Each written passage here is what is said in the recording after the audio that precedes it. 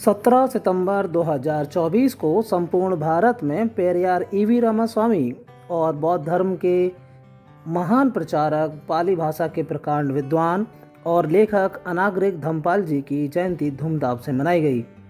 इसी क्रम में आगरा के विभिन्न स्थानों पर बौद्ध धर्म और बहुजन समाज विषयक संगोष्ठियों का आयोजन भी किया गया।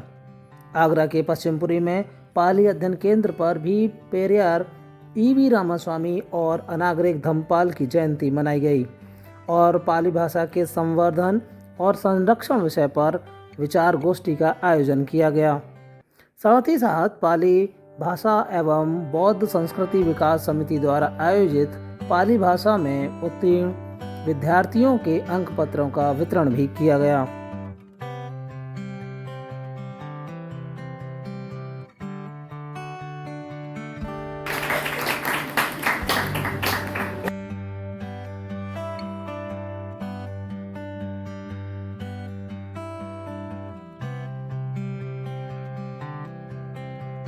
पेरियार ईवी रामास्वामी और अनागरिक धम्मपाल की जयंती पर केक काटकर खुशी जाहिर की गई। केक काटने में पाली भाषा की परीक्षा में उत्कृष्ट अंकों से उत्तीर्ण अरविंद कुमार दोहरे, पाली के आचार्य ब्रजेंद्र सिंह बौद्ध, सम्मानीय भंतेगढ़ और अतिथियों ने साथ दिया। पाली भाषा अध्ययन केंद्र के संचालक और समाजसेवी ब्रजेंद्र सिंह बौद्ध ने पाली भाषा की उपयोगिता और प्रासंगिकता के बारे में कहा कि पाली भाषा अति प्राचीन भाषा है। यह भाषा तथागत बुद्ध के समय से भी पहले से अस्तित्व में है। यहाँ विद्यालय में जो बच्चे जिन्होंने पाली भाषा जून 2024 में परीक्षा दी और जितने विद्यार्थियों ने परीक्षा दी वो सभी बच्चे जो है सभी स्टूडेंट हमारे जो उत्तीर्ण हुए, ये हमारे लिए बड़ी गौरव की बात है। पाली प्राकृतिक भाषा है और पाली प्राकृतिक भाषा तथागत बुद्ध के समय पर और हमारे महावीर स्वामी जी के समय पर जब इन दोनों हमारे धम्म के ज्ञाताओं ने, धम्म के जो है प्रोद्धाओं ने अपनी बात पाली भाषा में कही और हमारे जो है तथागत बुद्ध ने जो भी बातें कही हमारे पाली भाषा के अंतर्गत ही, महावीर स्वामी ने जो भी बातें कही वो पाली भाषा में कही और पाली भाषा उस समय जनमानस की भाषा थी।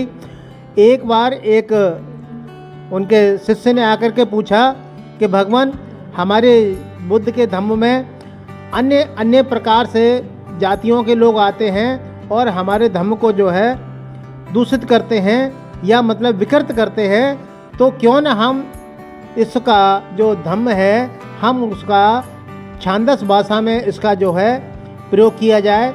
तो भगवान बुद्ध ने उनको जो है बहुत बुरी तरह से फटकारा और कहा कि आप लोगों को छांदस भाषा में कोई भी बुद्ध के वचन कहने की ज़रूरत नहीं है, क्योंकि हम चाहते हैं कि जितने भी बुद्ध के वचन हैं, बुद्ध का ज्ञान है, वो समाज के, बहुजन समाज के प्रत्येक व्यक्ति के पास जो है पहुंचना चाहिए।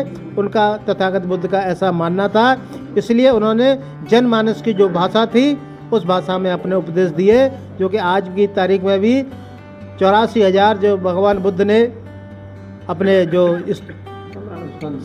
स्कंद जो दिए हैं वो सब जो है पाली भाषा के अंतर्गत है।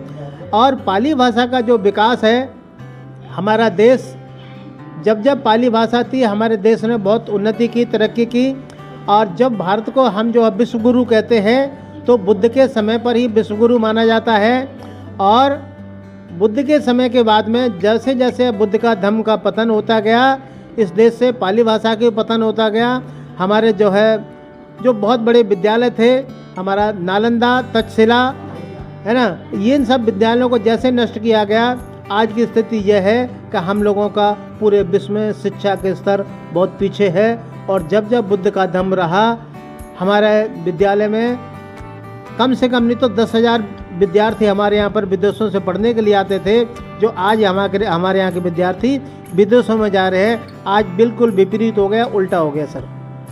कार्यक्रम के मुख्य अतिथि भंते ज्ञानदीप ने बताया कि अनागरिक धम्मपाल ने बुद्ध धम्म और बौद्ध स्थलों के जीर्णोद्धार में अतुलनीय योगदान दिया था, जबकि पेरियार ने पाखंडवाद से दूर रहने की शिक्षा दी। अनागरिक धम्मपाल एक बहुत बड़े धर्म योद्धा है, जिन्होंने विषम परिस्थितियों में रहकर के धर्म को आगे बढ़ाने के लिए काम किया। ऐसे योद्धा और 19वीं सदी में वो पहले योद्धा हैं जिन्होंने इतना बड़ा काम किया। और जो धर्म बिल्कुल गर्त में चला गया था, और जो स्थल है जहाँ धर्म के स्थल है इंडिया में ख़ास तौर से, उनका जीर्णोद्धार करने के लिए उनका विशेष योगदान रहा, और उसके लिए हमेशा वो याद किए जाएंगे। जी ने जो बताया वो पाखंडवाद से दूर रहने के लिए शिक्षा दी उन्होंने, क्योंकि सारा जो भारत में जो स्थिति है पाखंडवाद की वजह से ही, हिंदू धर्म क्या पूरा पाखंडवाद का ही एक दूसरा रूपांतर कह सकते हैं, और उसको उन्होंने पूरी आलोचना की, और इस तरह से वो ये पूरे उन्होंने बुद्ध के जो सिद्धांत हैं उनको ही आगे बढ़ाया। भारतीय बौद्ध महासभा के जिला आगरा के संरक्षक राकेश कुमार ने बताया कि पेरियार और अनागरिक धम्मपाल ने जीवन पर्यंत बुद्ध धर्म के प्रचार प्रसार और मानव कल्याण के लिए कार्य किए। अब बहुत ही सुंदर प्रोग्राम हुआ, बच्चों को प्रोत्साहित किया गया है, और सारे जितने लोग आए हैं लोगों ने अच्छी जानकारियाँ दी हैं। जहाँ तक अनागरिक धम्मपाल की बात है, तो सम्राट अशोक के आखिरी सम्राट के बाद में बौद्ध धर्म का नाश हो गया था, बहुत टाइम तक बिल्कुल नाश बना रहा। उसके बाद में कुछ बौद्ध भिक्षुओं ने जो विदेशों में थे, श्रीलंका है, वहाँ से आए, तो ये आज जिनका जन्मदिन है अनागरिक धम्मपाल जी का, वो पले बड़े वहीं क्रिश्चियन कम्युनिटी में पले बढ़े, लेकिन शुरू से ही उनका जो रुझान था वो ना क्रिश्चियनिटी की तरफ था, ना यूरोपियन जो कल्चर थी उसकी तरफ था। स्कूली शिक्षा ज़रूर की उन्होंने, उसके बाद में इन्होंने बौद्ध धर्म की शिक्षा ली। बौद्ध धर्म की शिक्षा लेने के लिए उन्होंने पाली भाषा का अध्ययन किया।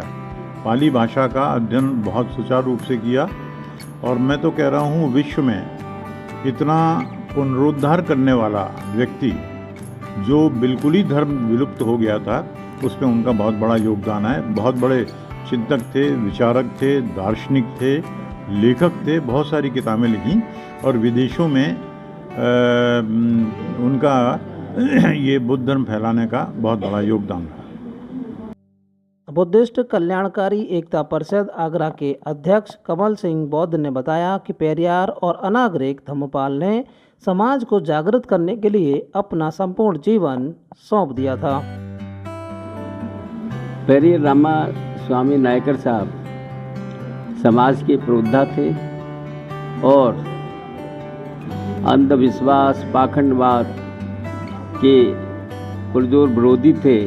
उन्हें समाज को जागृत करने के, बहुजन समाज को जागृत करने के लिए अपना पूरा समय लगाया, और किताबों के माध्यम से भी उन्हें समाज को जागरूक किया, और उन्होंने इस धारणा को ख़त्म किया कि कोई भगवान नहीं है, और अगर कोई भगवान यदि है तो जब हमारी बच्चियों महिलाओं के साथ जो है दुष्कर्म होते हैं, बलात्कार होते हैं, तो वो भगवान कहाँ है? क्यों नहीं बचाने के लिए आता है? क्या उनके वो बहरे हैं जो उनके जो कानों में ये चीख सुनाई उनको नहीं देती है?